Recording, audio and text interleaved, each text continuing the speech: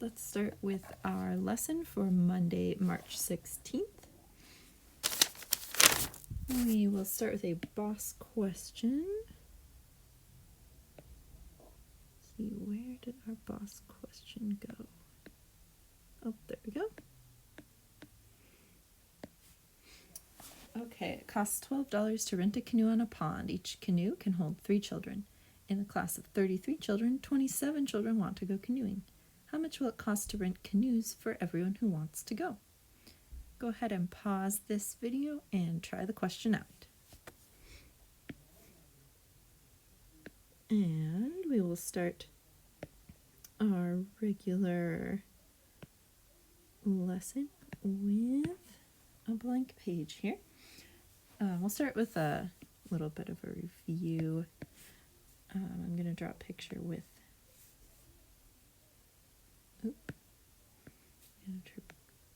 see if I can, I don't know why that one didn't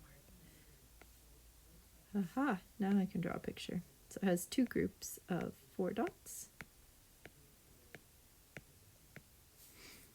Okay, so we're going to find the number of groups, the number in each group, and the total. Go ahead and give it a try. And you probably got that there are 2 groups, 4 dots in each group, for a total of 8 dots. So how do we find the total? Something we'll be doing a lot in this lesson. Of course, you could count the dots. 1, 2, 3, 4, 5, 6, 7, 8. Or we could add, there's 4 dots plus 4 more. But the technique we'll be really using here in this lesson is multiplication. So we can also multiply 2 groups times 4 dots in each group equals 8 total dots. Of course, we can also write the equation the opposite way. 4 times 2 equals 8. Same thing. And just like in our last lesson, if we want to write a division equation, we can say, okay, there's 8 total dots. If I divide it into 2 groups, I will get 4 dots in each group. It's kind of like that above one backwards. You can also divide the other way. 8 divided by 4 equals 2. So those 4 equations describe this picture. And next we're going to use a chart instead of a drawing to write some equations. So if I tell you we have 6 groups and 7 things in each group, and the total is 42, go ahead and write 4 equations to describe that, and also for the next one, 8 groups, 2 things in each group, 16 total items. Alright, so hopefully you had a chance to try it. You can multiply 6 times 7 to get 42. You can multiply 7 times 6 to get 42.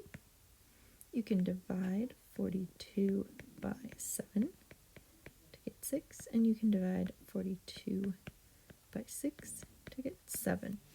So this one is kind of the reverse order of that one, but it kind of makes sense.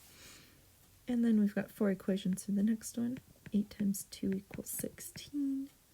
2 times 8 equals 16. 16 divided by 2 equals 8. And 16 divided by 8 equals 2. And this is to show you that you can use multiplication and division for anything that has groups and then items inside the group. It actually makes more sense with the word problems, but let's do a little bit, maybe it's more difficult, of a chart here. So this chart has 3 things they tell you. So this is kind of our problem. Oops, I'll see if I can draw on here. right, so there are 4 bananas in each bag. So we have to decide, does that tell us the number of groups, the number of things in each group, or does it tell us the total? Well, it says there are 4 bananas in each bag, so that's the number in each group, are 4 bananas. Okay, here's 20 bananas. Does that tell us the number of groups or the total? Well, there's only 20 bananas, so I guess that's the total. How many bags? So that's how many groups there are. And they haven't really told us, so we'll write a question mark. All right, so now we're going to write an equation that will help us solve for this question mark.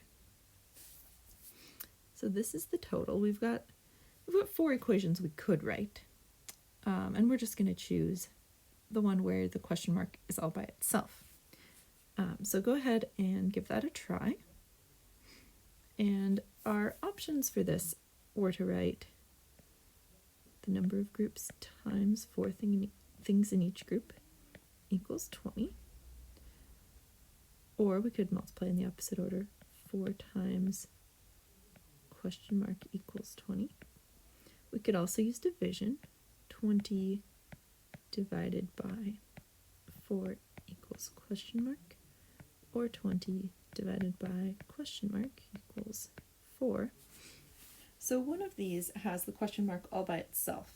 And since we are mathematicians, we want to pick the equation that is the easiest for us to solve. And so we're going to pick this one because the question mark is by itself, and that makes our lives easier.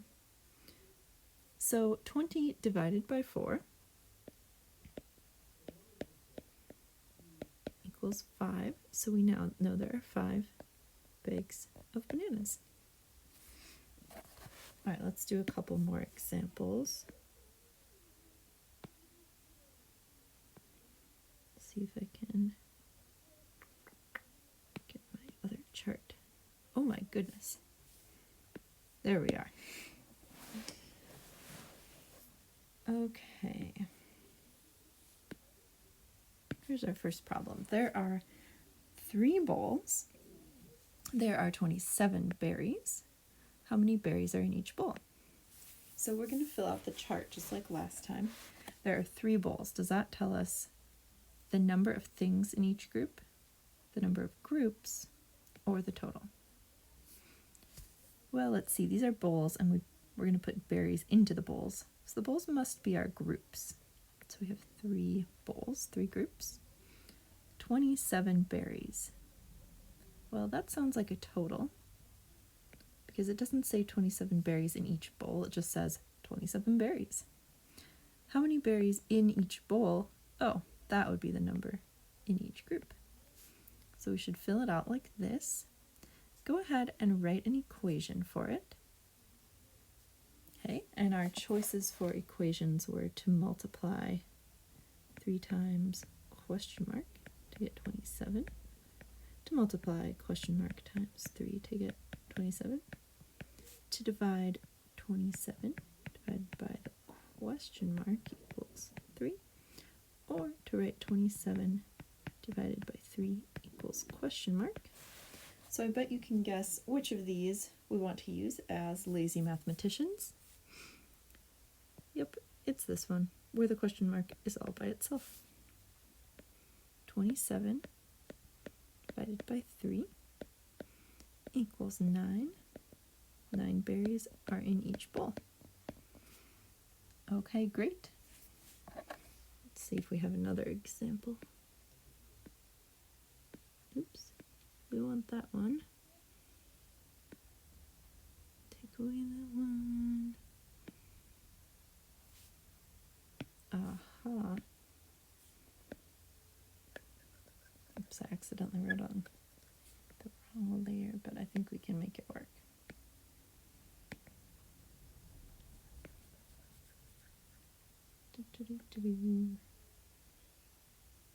I'm left with a little bit of extra blue here. Okay. So in this example, there are 32 students. There are 4 students on a team. how many teams are there? So to fill out the chart, which you can try to do right now, it says there are 32 students. Well, that sounds like total, because it doesn't say on a team or in a bus or anything like that. 4 students on a team. Oh, there we go. That's the number in each group. How many teams? That's our question mark.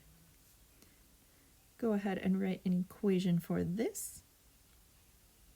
And you probably wrote 32 divided by 4 equals 8.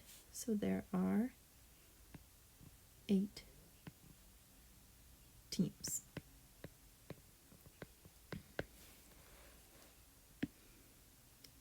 All right.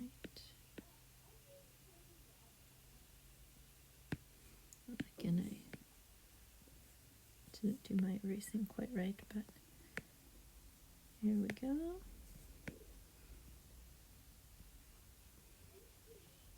All right, this will be our last example like this. Yep.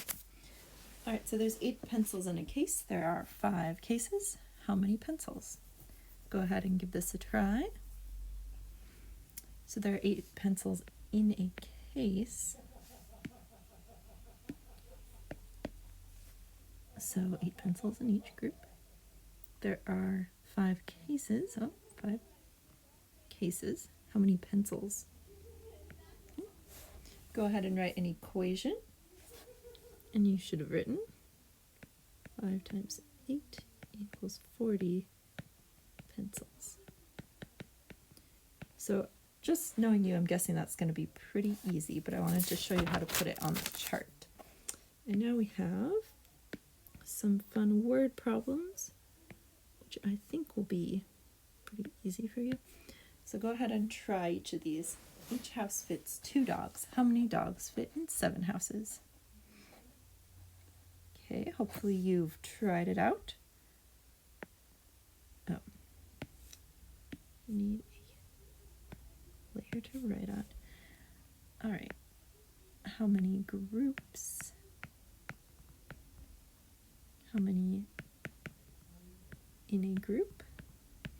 And how many total? Okay, each house fits 2 dogs. How many dogs fit in 7 houses? So what is our group? Well, it seems like our group is the houses. And how many houses do we have? 7. Or maybe I should have called them dog houses. 7 dog houses. Okay. Oops, I wrote that in the wrong spot. Sorry about that. Okay. How many dogs fit in each house? 2. So there's 2 in a group. And then our total is what we're trying to find out. Okay. So question mark equals 7 times 2. Question mark equals 14. So 14 dogs fit in 2 dog houses. Okay, let's do another one here.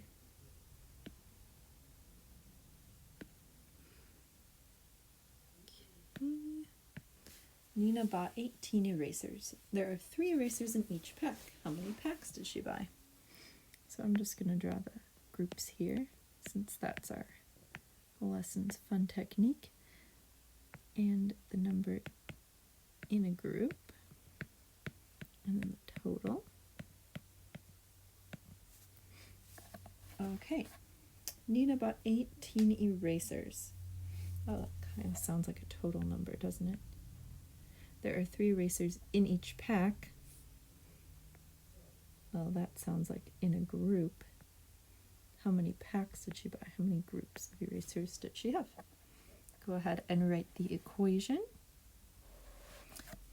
And probably what you wrote is the question mark equals 18 divided by 3. So the question mark equals 6. there are 6 packs. All right, let's make it slightly harder. This is a little bit harder word problem because it has a little bit of an extra step. So Rob planted 42 flowers with 6 flowers in each row. Sarah planted 56 flowers with 7 in each row. How many more rows did Sarah plant than Rob? So what do we need to know before solving this? Before solving this question? Okay. And you may have said, well, we need to know how many rows that Rob had and how many rows that Sarah had if we want to find the difference. Hopefully that makes sense. All right, so we're going to end up with 2 equations, one to find the rows for Rob and one to find the rows for Sarah. So just write them in a different color just in case that helps. So Rob planted 42 flowers with 6 in each row. So go ahead and find how many rows Rob had. And you may have found 42 divided by 6 equals 7 rows. Okay, great. Now go ahead and find how many rows Sarah has. And you may have found 56 flowers divided by 7 in each row equals 8 rows. So now we find the difference. 8 minus 7 equals 1 row more that Sarah has. Okay, and let's do one more example before you go back to your boss question.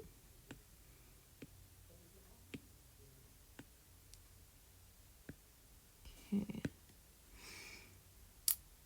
Zara bought 10 packs of markers with 8 in each pack. Anwar bought 9 packs of markers with 7 in each pack. How many more markers did Zara buy?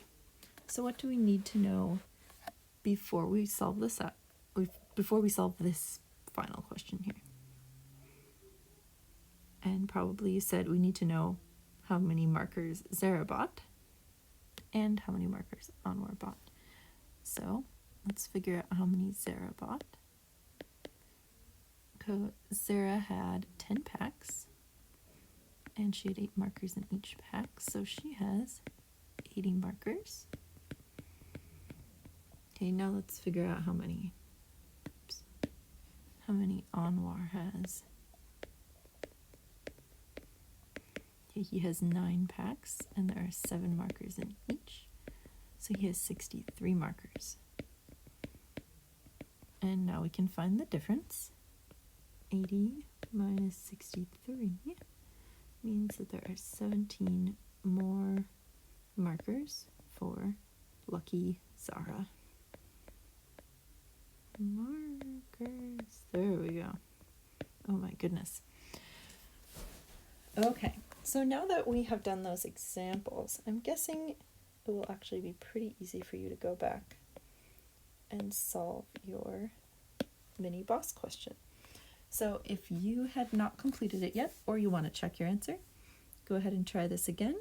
Put your answer into the math document, and I will look forward to hearing